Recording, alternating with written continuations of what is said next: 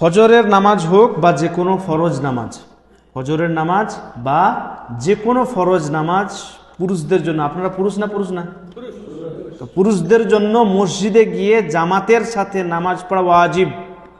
আপনি যদি শারঈ ওজর নেই, কোনো শারঈ ওজর নেই, আর এমনি আপনি ঘুমিয়ে কাটাচ্ছেন, এমনি আপনি গল্প করে কাটাচ্ছেন, জামাতে নামাজ পড়লেন না, গুনাহ হবে আপনার।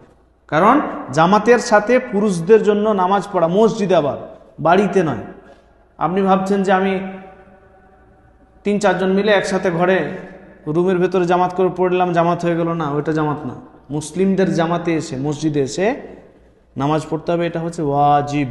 যদি না পড়েন তাহলে গুনাহ হবে। হ্যাঁ, শারঈ ওজর যদি থাকে, কোনো ওজর আছে, কোনো কারণ আছে যেগুলো শারঈ, যেরকম আপনি ঘুমিয়েছিলেন, উঠতে পারেননি, এটা আবার ডেলি অভ্যাস করলে হবে না। অনেকে আছে ফজরে ডেলি বলে যে উঠতে পারেনি, কাল থেকে পড়বো, উঠতে পারি, কাল থেকে পড়বো, না, এটা না, ব্যতিক্রম। আপনি প্রত্যেক দিন ফজরে নামাজ পড়েন, অ্যালার্ম লাগিয়েছেন, উঠতে চান, উঠেন, সবই করেন, উঠার জন্য যেগুলো প্রয়োজন, অ্যালার্ম লাগানো হোক, কাউকে বন্ধুকে বলা হোক, বা যেই ওখানের মধ্যে যে ব্যক্তি তাড়াতাড়ি উঠতে পারে তাকে বলে হোক, যেমন করে হোক আপনি সব কিছু অবলম্বন করেছেন। তারপরেও হঠাৎ করে হয়তো কোনো কাজের কারণে আপনি অনেক টায়ার্ড ছিলেন, হয়তো উঠতে পারেননি, এরকম হতে পারে। তো এইরকম যদি কারণ হয়, মানে কারণবশত যদি আপনার জামাত ছুটে যায়, তাহলে আপনি যখনই ওই কারণ দূর হয়ে যাবে সঙ্গে সঙ্গে পড়বেন আপনি।